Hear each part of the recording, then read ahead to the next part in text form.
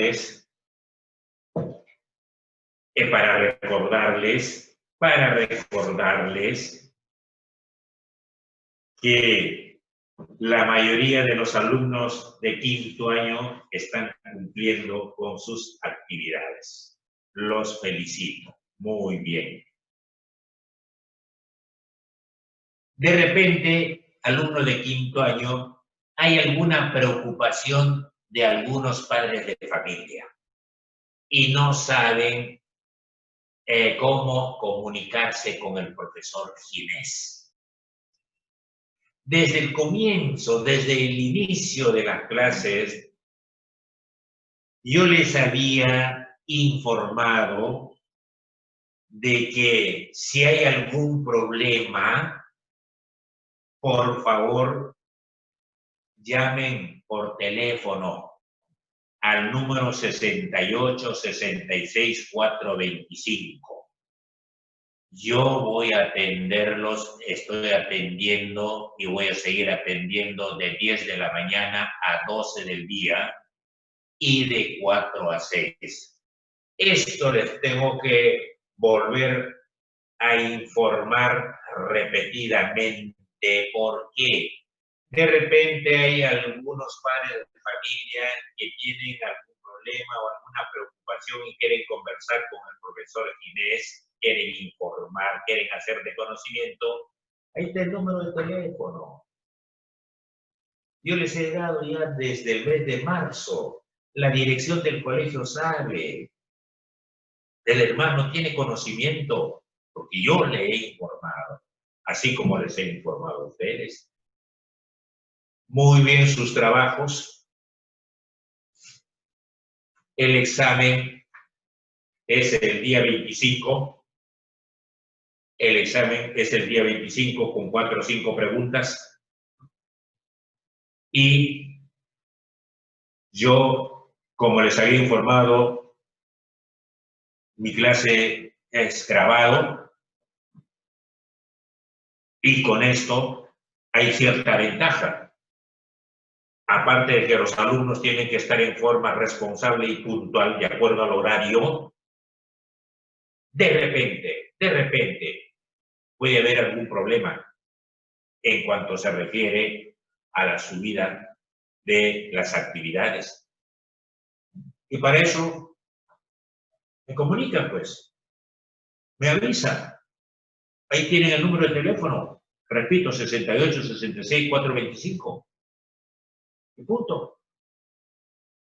Porque es importante que sepan los padres de familia para que se comunique con el profesor algún problemita.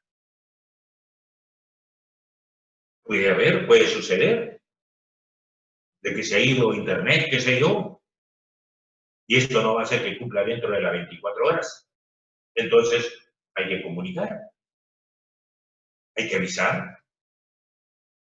También existen algunos alumnos que no sé qué problemas tendrán. Aquí, por ejemplo, Borja, no sé. Por ejemplo, Espejo, no sé. Por ejemplo, Guerrero, no sé. Por ejemplo, Montesa Flores, no sé. Por ejemplo, Saunier, no sé. Por ejemplo, Guerra, mi amigo Guerra, no sé. Entonces, estas situaciones, ¿cómo lo vamos a solucionar? En coordinación con los profesores tutores. Porque yo tengo que alimentar a al profesor tutor. Yo tengo que decirle que este alumno o estos alumnos son los que no asisten. ¿Qué alternativa se plantea para darle solución a ese problema? Dentro de nuestras posibilidades, por supuesto. Ahora nos vamos a historia. Fue el primer presidente de la República más joven. Fue un gran orador que tenía esa capacidad de convencimiento. Si se encontraba en los asentamientos humanos, utilizaba términos para convencer a esa masa de gente. Si se encontraba en medio de profesionales, clase media, tenía argumentos para convencer a esa gente. Y si es que se encontraba en la alta clase social, en una institución de grandes hombres versados en diferentes campos, tenía esa capacidad de convencimiento. Yo recuerdo cuando trabajaba en el colegio Miguel Grau para las elecciones, para propaganda, para agarrar y hacer su meeting en la Plaza de Armas. Desde el comienzo, donde está ubicado el colegio, lo esperaba la gente, sobre todo las mujeres. Cuando llega Alan García Garra y empieza el saludo de este candidato, y las mujeres sobre todo, Alan, oye, Alan, presidente, Alan. Es que tenía, pues, aceptación, tenía popularidad, Alan García. Joven, pues, 35, 36 años de edad, presidente más joven que tuvo el Perú, mi amigo Alan García. Yo me quedé sorprendido y sigo sorprendido cuando él agarraba y empezaba su oratoria. Me convencía a mí también algunas veces. Yo no soy aprista, pero me convencía su aspecto de cómo convencía, utilizaba los términos convence o convencía, que parece. El primer gobierno del APRA empezó en 1985. 84 me la une. 83 me la une. El gobierno de Alan García. Principales hechos, principales acciones. Vamos a ver. Para evitar el avance de la subversión, el terrorismo, pues, aumentó el presupuesto militar. Aumentó el presupuesto. Más plata para los militares. Para que agarren y se dediquen a perseguir a los representantes del terrorismo. Fusionó la Guardia Civil, lo unió la Guardia Civil, la Guardia Republicana y la Policía de Investigaciones en una sola institución que se llama Policía Nacional del Perú. Pero en el aspecto interno pienso de que habrá seguramente algunos choques, algunas divergencias. Pienso, ojalá no exista. ¿Para qué? Para que el producto sea de calidad, pues. Claro, porque cuando hay enfrentamientos, cuando hay problemas internos, el producto baja. Por eso no recuerdan ustedes cuando les dije la primera vez de clase, yo trabajo en un ambiente donde existe la disciplina. En primer lugar, la disciplina. Porque donde existe disciplina hay aprendizaje. Y donde no existe la disciplina, no hay aprendizaje. Entonces, vamos a poner en praxis, en primer lugar, la disciplina. ¿Me han entendido, mis queridos alumnos y alumnas? Y ustedes me respondieron, sí, profesor. ¿Sí? ¿Recuerdan, por ejemplo, Olivo? ¿Recuerdan, por ejemplo, Paulino? ¿Recuerdan, por ejemplo, Alfaro? ¿Recuerdan, por ejemplo, a este mi amigo, Landecho? ¿Recuerdan, por ejemplo, Bu? ¿Recuerdan, por ejemplo, Cintia? Disciplina. Donde hay disciplina, hay aprendizaje. Entonces, al fusionar la Guardia... Esto fue un plagio. ¿Plagio de dónde? De Francia, pues. Cuando viajó a Francia, se enteró de que el gobierno francés había agarrado y había hecho esta fusión. Y cuando llega a la presidencia de la República, tomó las mismas acciones. Ah, los voy a unir. La Guardia Civil, la Guardia Republicana y la Policía de Investigaciones en uno solo, y le voy a poner el nombre de Policía Nacional del Perú. Por eso yo alguna vez les dije, nosotros los peruanos y los sudamericanos nos caracterizamos por ser unos plagiadores de los países de Europa. Yo les dije alguna vez, y no me van a decir que no, si no ha sido ustedes, han sido de las otras promociones. Países desarrollados, pues, utilizando la tecnología, la industria, el comercio. Integró a las Fuerzas Armadas en el Ministerio de Defensa. O sea, el Ministerio de Defensa existe en las tres Fuerzas Armadas, por aire, por mar y por tierra. ¿Sí? Estamos hablando del gobierno de Alan García Pérez. Estableció comandos políticos militares en las zonas declaradas de emergencia. Comandos políticos militares en las zonas declaradas de emergencia. ¿Acaso junto o al lado del Colegio Militar no había un comando conjunto de las Fuerzas Armadas? Había, pues. ¿Acaso en Huayto no hubo un comando conjunto de Fuerzas Armadas? Había, pues. ¿Acaso en Paramonga no hubo un conjunto armado de fuerzas, un conjunto militar de Fuerzas Armadas? Había, pues.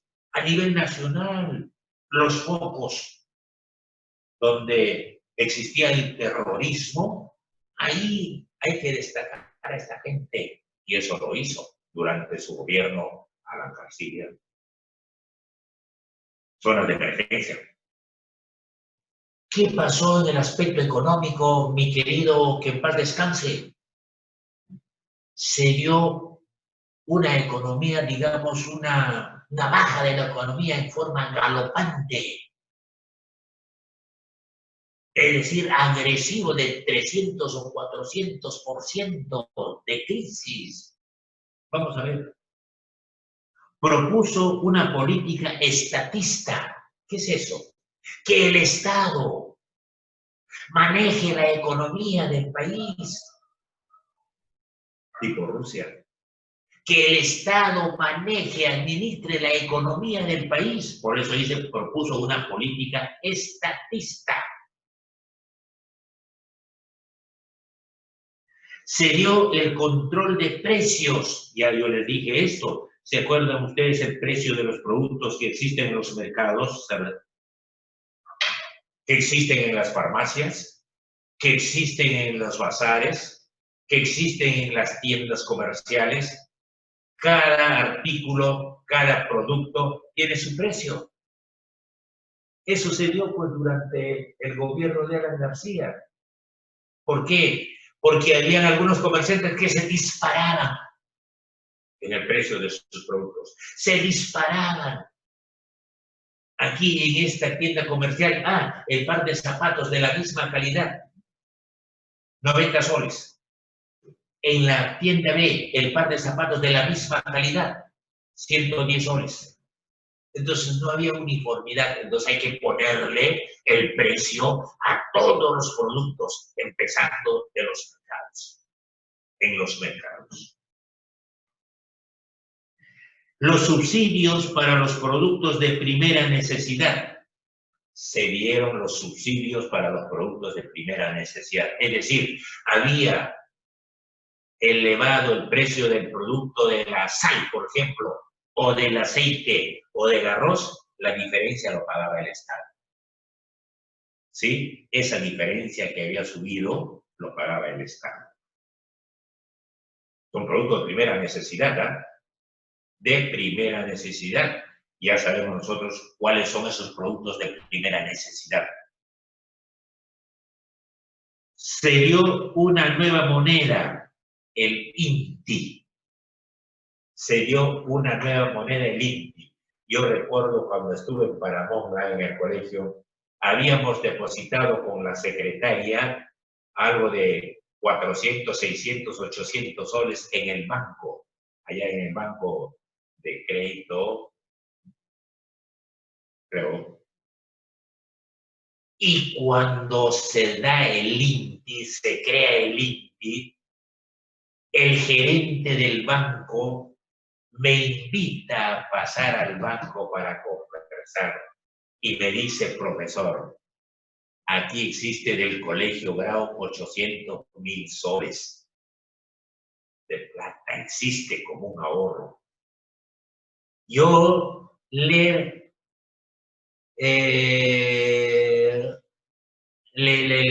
aconsejo, que retire ese dinero, porque cuando viene el INTI, ese dinero ya se va a convertir en 8 soles o 10 soles. Le aviso. Y fue así. Plata así y su precio así. El valor así chiquitito. Eso es lo que sucedió con el INTI. El Estado estableció el dólar MUC, Mercado Único de Cambio. Dólar MUC. M, mercado, U, único, y C, de cambio. ¿Qué significa esto? Tenía, digamos, costaba menos el dólar MUC que los vendedores de dólares callejeros o que los vendedores de dólares en otro sitio o en el banco o en otra agencia, qué sé yo. Costaba menos. Y la gente agarraba, se dedicaba a comprar el dólar MUC cuando tenía emergencia por alguna enfermedad, por ejemplo. Cuando le recomendaban o le decían, esta es la medicina que tiene que comprar, se iba y lo compraba en dólar MUC, que costaba menos. ¿Sí? Luego, utilizó el 10% para pagar la deuda externa al Fondo Monetario Internacional.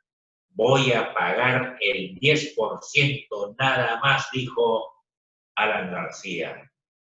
Ante el segundo gobierno de Fernando Belaúnde Terry, pagaba el Perú el 25% de la deuda externa. Y cuando llega el gobierno Alan García, no quiso pagar el 25%. Y dijo al Ministerio de Economía y Finanzas, ustedes me pagan el 10% nada más y punto. Pero va a reclamar el fondo. ¿Qué reclame? Va a denunciar. ¿Qué denuncie? Pero tengo la capacidad no solamente para pagar el 25%. Punto. Así fue.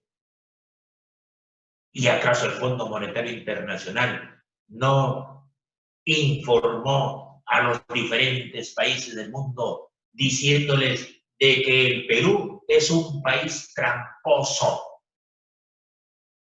no está cumpliendo con el pago de la deuda externa.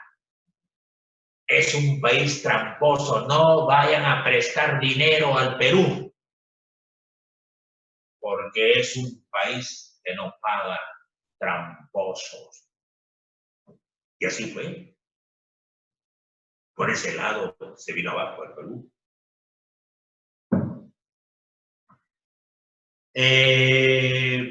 Luego tenemos el Estado estableció el dólar MUC, ya lo sabemos, utilizó el 10% listo, utilizó el 10% para pagar la deuda externa. Se dio la inflación galopante o hiperinflación. Ya les dije, el 300, 400%. Una inflación galopante. Yo diría una hiperinflación. Si el aceite costaba $1.50, subió a 4.50 o a 5 soles o 6 soles de noche a la mañana. Para irme a la provincia de Ocros, yo guardé en mi bolsillo 5 soles para regresar, porque ese era el pasaje, el precio del pasaje de Barranca a la provincia de Ocros. Y cuando se da el alza de esto, el 25 soles sube el pasaje. Me faltaban 20 soles para regresar. Esa es la inflación, pues una inflación galopante o inflación, hiperinflación. Y cuando hablo de inflación galopante, me acuerdo de Monterrico, el hipódromo, cuando los que transmiten la carrera, galopante, galopante, está en primera línea, está en punta, y me acuerdo de esta inflación galopante. En algo uno tiene que relacionarlos. En 1987 intentó la estatización de la banca, lo que fue rechazado por los banqueros, empresarios y clase media.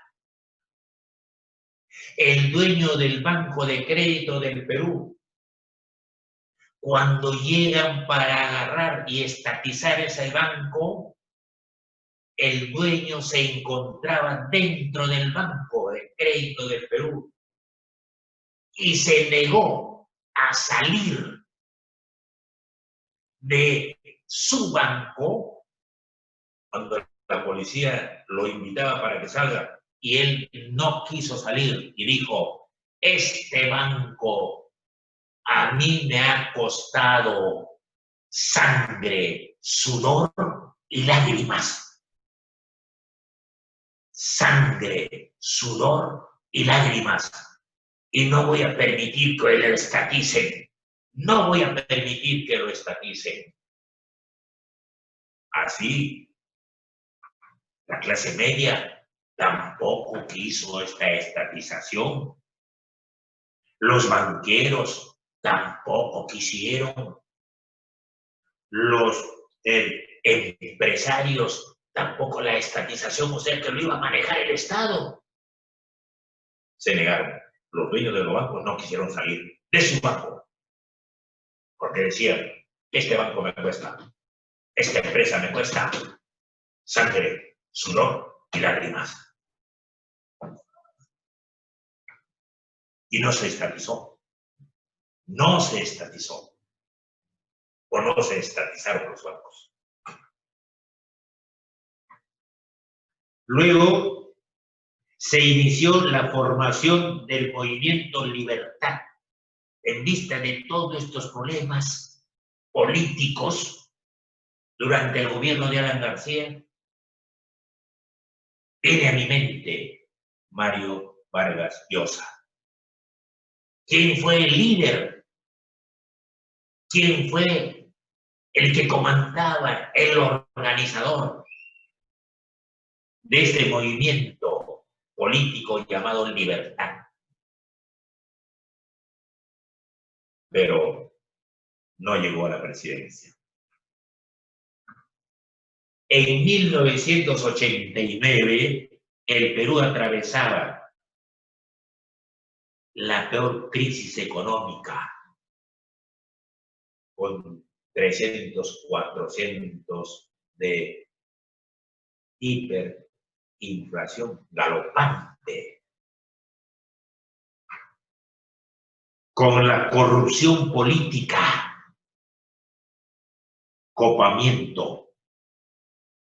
He conocido a varios patas aquí en Barranca, en Paramonga y en Pativilca, trabajando en la UGEL por cuestiones, digamos, de favoritismo político. Las resoluciones de pago para los profesores se demoraban 3, 4 meses, 6 meses, 8 meses. Yo agarré con un jefe aprista en la UGEL y le dije, ¿por qué demoran tanto? Ese profesor, ¿qué va a comer? Ese profesor, ¿qué va a alimentar a sus hijos? Una resolución no se puede demorar más de 24 o 48 horas, pues, de nombramiento. ¿Por qué demoran tanto? Si tú quieres, mañana vengo para agarrar y hacer un proyecto de resolución. ¿Me entiendes, profesor? Ya, profesor, que por aquí, que por allá. Un profesor de Barranca, pero aprista. Los otros desde la puerta, apristas, pativilcanos. Los otros, en término medio, de Paramonga, súper, y así sucesivamente. Eso es una corrupción, pues.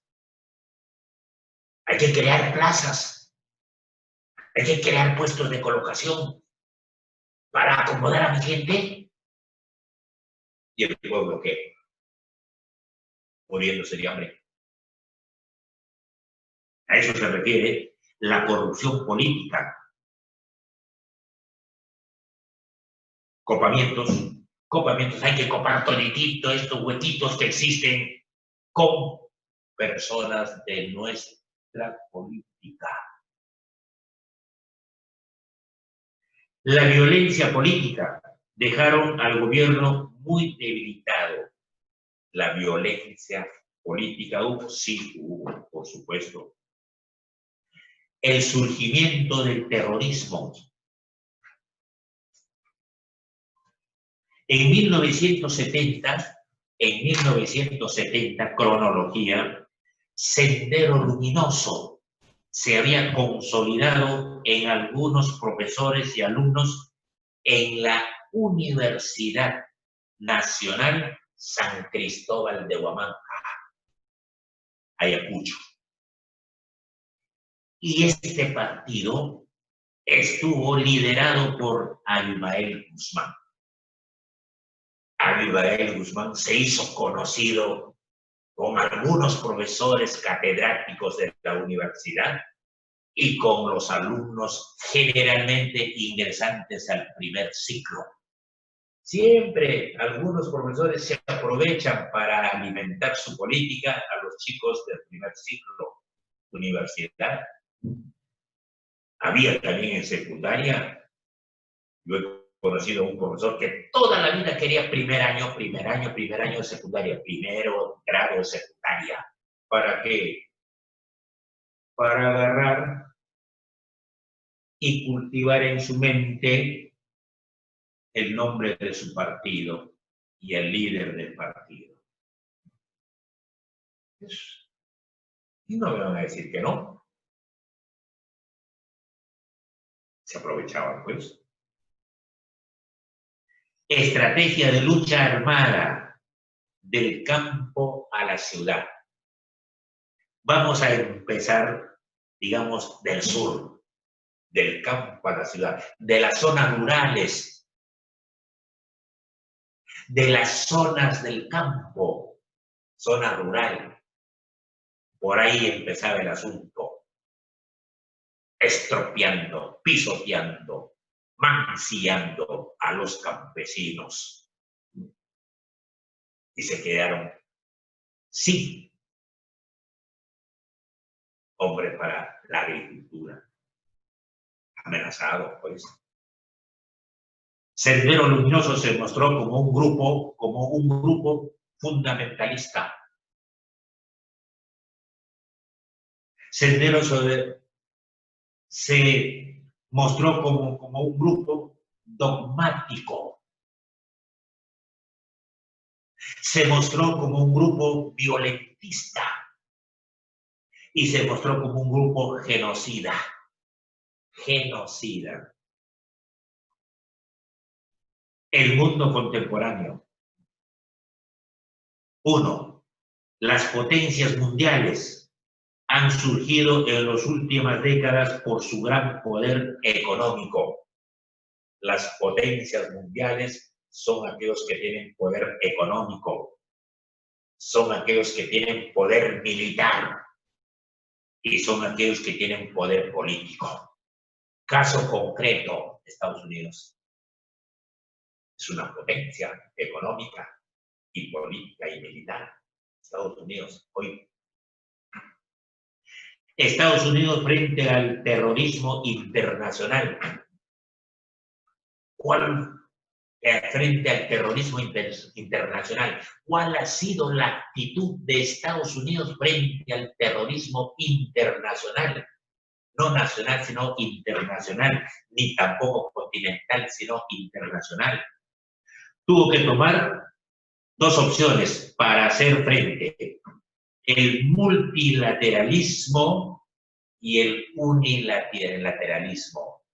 El multilateralismo para ver los problemas a nivel mundial y el unilateralismo para ver la situación política y militar de la localidad, en este caso Estados Unidos.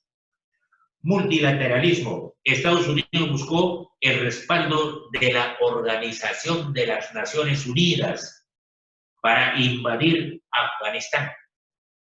Para invadir Afganistán, Estados Unidos tuvo que agarrar y solicitar el permiso, la autorización de la Organización de las Naciones Unidas en el año 2001 para desarticular la red terrorista de Al-Qaeda y capturar a Osama Bin Laden de carácter internacional, previa autorización o permiso de la Organización de las Naciones Unidas. Y el unilateralismo, en el 2003, George Bush, inició una guerra en Irak con el apoyo del Reino Unido y España. La manifestación del unilateralismo es la doctrina de la guerra preventiva, es decir, el derecho a atacar a cualquiera que constituya una amenaza. O sea, hay que atacar a cualquier ente que constituye una amenaza, a cualquier país. Fundamentalmente tenía cualquier cantidad de dinero de Estados Unidos guardados como para proteger a los militares norteamericanos que se encontraban en el Oriente Medio, sobre todo por cuestión del petróleo. Por eso, una educadora peruana agarró y dijo lo siguiente: señor presidente norteamericano, ese dinero que ustedes tienen para invertir en el ejército, etcétera, etcétera, en Medio Oriente, ¿por qué no se transforma? ¿Por qué no se transforma en la construcción de hospitales, de colegios a nivel de los países de América Latina? ¿Por qué botar la plata por allá y por qué no botar la plata por acá en la construcción de hospitales, de colegios, etcétera, etcétera? ¿Sí? Hay interés, pues, petróleo. Y nosotros sabemos del petróleo qué elemento sale, se obtiene. La, la manifestación del unilateralismo en la doctrina de guerra previa, es decir, derecho a atacar a cualquiera que constituya una amenaza. A este chico que está echando algún líquido a las mujeres, esa es una amenaza. Hablando ya internamente, para que me entiendan, para que me comprendan. Y no puede ser que le den pues 9 meses de cárcel preventiva. ¿Por qué? Si están viendo, estamos observando, lo están pasando por los diferentes medios de comunicación, en vivo y en directo también lo han pasado, y está rociando en el cuerpo de algunas mujeres, algunas señoritas, para agarrar y le preguntan, ¿y por qué hace eso? No sé, no me doy cuenta por qué hago. No se han puesto todos. Y el Poder Judicial, 9 meses de prisión preventiva.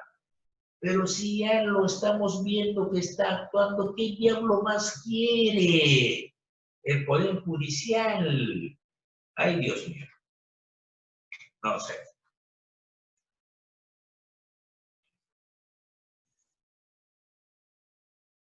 En política interna y externa. Política interna. Bill Clinton. Bill Clinton. En 1992. Estados Unidos y Rusia acordaron la reducción de armamentos nucleares y el acuerdo de paz entre Israel y la Organización para la Liberación y Palestina. Estados Unidos y Rusia, que la Guerra Fría, ¿se acuerdan ustedes? Un enfrentamiento de carácter psicológico, un enfrentamiento de carácter ideológico, político. Dijeron, venga, vamos a un armisticio, porque lo que yo tengo, la bomba atómica, que lo voy a lanzar, va a afectar a millones de habitantes en nuestro planeta. Entonces, es preferible de que dialoguemos y que vamos a unirnos los dos para ver sobre la situación de Israel y la Organización para la Liberación de Palestina. O sea, tuvieron el armisticio y se van como parte, digamos, de la solución del problema, como un árbitro allá en Palestina. Eso fue en 1993. George Bush. ¿Qué pasó con Bush? Estamos hablando de la parte interna. Hizo frente a la crisis ocasionada por los terroristas del 11 de septiembre del 2001 contra las Torres Gemelas de Nueva York y el Pentágono. Eso lo sabemos nosotros. Por televisión lo hemos visto. Cualquier cantidad en ese edificio, en esa torre, cualquier cantidad de habitantes, de profesionales, de empleados públicos, empleados privados, empezando desde el portero hasta el piso, no sé, 50, 100. Y la actitud que tomaron los terroristas. Hay pues terroristas que ya están decididos ellos a morir, ya están decididos porque más quieren, más aman a sus principios ideológicos. Eso sucedió. Entonces, ¿quién tuvo que responsabilizarse de toda esta situación? Bush, George Bush. ¿Qué pasó con Barack Obama? El morenito, el zapito, el negrito.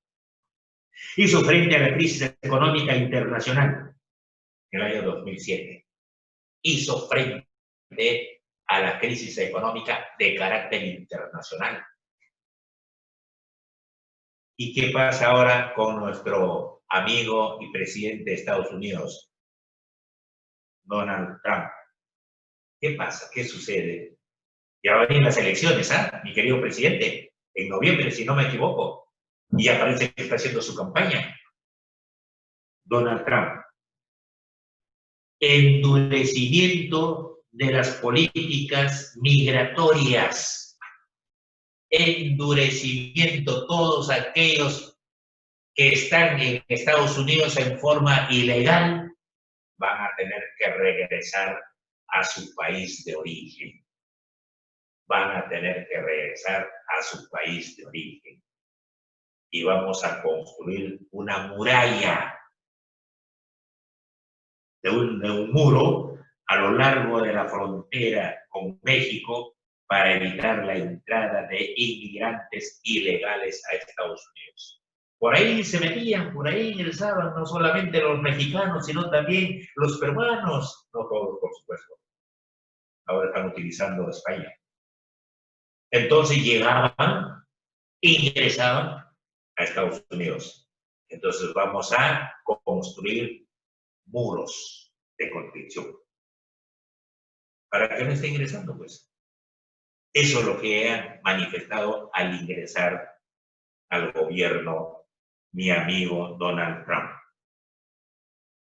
Y la política externa, ya les he dicho, Estados Unidos trabaja desde el punto de vista político interno y externo. A ver, externamente, ¿qué hace? ¿O qué hicieron? En 1991, durante la Guerra del Golfo, lideró una coalición internacional para expulsar a las tropas iraquíes de Kuwait. En 2001 dirigió una ofensiva contra los talibanes en Afganistán, aliados de Al-Qaeda. Los nombres me suenan, etcétera, etcétera. En el 2011, tropas estadounidenses mataron a Osama Bin Laden en Pakistán, desde el punto de vista externo. Y en el 2003 lideró la guerra, Estados Unidos lideró la guerra de Irak, sin la aprobación de la Organización de las Naciones Unidas. No supo las Naciones Unidas de esta situación. Esta intervención militar significó el derrocamiento del presidente de Irak.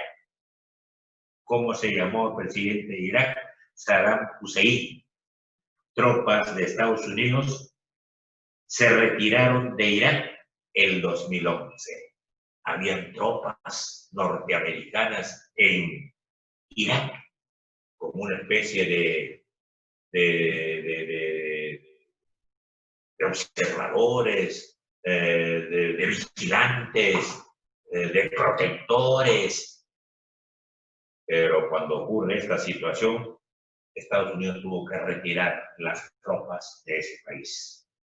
¿Sí? Por eso estoy diciendo que Estados Unidos actuó desde dos puntos de vista.